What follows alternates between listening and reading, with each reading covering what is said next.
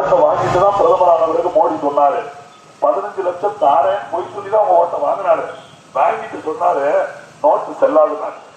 இது 15 லட்சம் ஒவ்வொருத்தர் அக்கௌண்ட்லயும் போடுறேன்னு சொல்லி ஓட்டை ஏமாத்தி வாங்கின மோடி தான் சொன்னாரு உங்க வீட்டுல இருக்க நோட்டு செல்லாது, புது நோட்டு கொடுக்குறேன்னாரு. கனவுல நினைச்சு பார்த்திருப்போமா நோட்டு செல்லாதுன்னு? கனவுல நினைச்சு பார்த்திருப்போமா? யோசிச்சு பாருங்க. அப்ப ஓட்டை வாங்குறதுக்காக என்ன வேணாலும் சொல்லுவாங்க. அதே ஓட்டை வாங்கிய பிறகு என்ன வேணாலும் செய்வாங்க.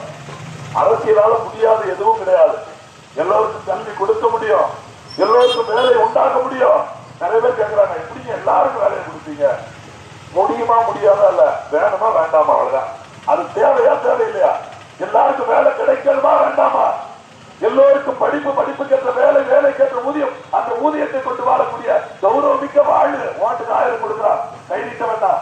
இப்படி என்ன மாதிரி வேட்பாளர் பேச வந்தா நம்மள கூட்டத்தை முட்டிடுவான். இந்த மத்தியானத்துல ஒரு பேர் வரமாட்டான்.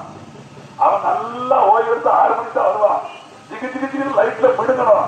தலைக்கு 200 ரூபாய் டோக்கன் கொடுத்து ஒரு 400 பேர் இந்த முத்திரை கூட்டி வச்சு ஒரு வண்டி எங்கிட்ட போக விட மாட்டாங்க. 6 மணிக்கு வரனா 10 மணிக்கு தான் வருவாங்க. 10 மணிக்கு வரனா 4 மணிக்கு தான் வருவாங்க. நிப்பாட்டி வச்சு தலைக்கு 200, கூட ஒரு ஆம்பளைக்கு கோட்டு. மத்தியானம் வரைக்கும் வந்தீங்கன்னா நைட் வரைக்கும் போனா கோழி பிரியாணி, ஓட்டுக்கு 500 1000. இப்படி எல்லாத்துக்கும் காசை இறச்சி 5 கோடி 10 கோடி செலவழிச்சு ஒருத்தர் எம்எல்ஏ ஆகிறானா எப்படி அவன் நல்லது செய்வான்?